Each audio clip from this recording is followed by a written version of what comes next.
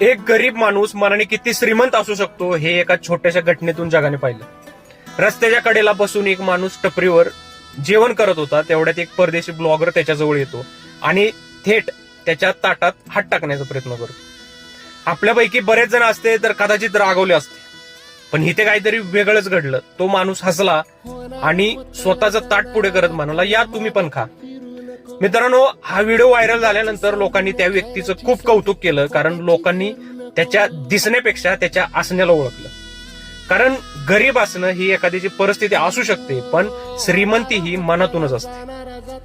आणि या माणसाने जगाला एक चांगला संदेश दिला, तो म्हणजे तुम्ही स्वतः भुकेलेले असला तरी दुसऱ्याच्या भुकेची जाणीव तुम्हाला असली पाहिजे. कधी कधी एकट्याने पोटभर खाण्यापेक्षा दोघांनी अर्ध खाल्लं तर जास्त समाधान मिळतं.